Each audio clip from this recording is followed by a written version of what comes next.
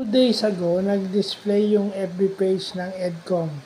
Okay, yung EDCOM, Educational Committee sa Congress, na meron ng NC3 certificate yung TESDA for Early Childhood Education. Well, napakaganda nito, no? Kasi napaka-importante ng Early Childhood Education para doon sa mga bata. Kasi nakikita natin na napakahina natin dun sa mga international exam na patunayan na pag-iiwanan tayo dun sa mga ganyan. So, importante yung early childhood education. Ito ay in support dun sa RA 8980 at EO 778. So, yung RA 8980 is yung early childhood education system dito sa Pilipinas. At nung 2009 under former President Gloria Macapagal Arroyo, nag-issue siya ng executive order, yung 778 nga, para i-transform para magkaroon ng Early Childhood Education Development Council o yung ECCD na may budget na 100 million. Based dun sa executive order na yon, ang mga agencies na kasama is DepEd, DOH o yung National Nutrition Council, yung League of Local Authorities, yun yung nakalagay dun sa Sipin mo may 100 million budget based dun sa executive order. At ito ngayon under the Marcos Jr.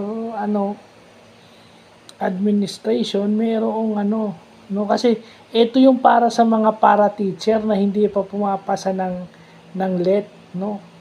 Pwede silang kumuha ng certification pag wala silang klase, pwede silang mag-apply sa TESDA ng NC3.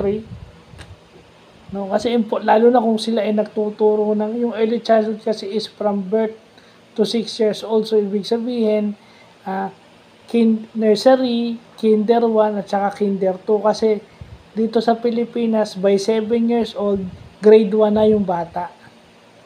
So, kailangan, bago siya makarating ng grade 1, yung basic reading, writing, alam niya na.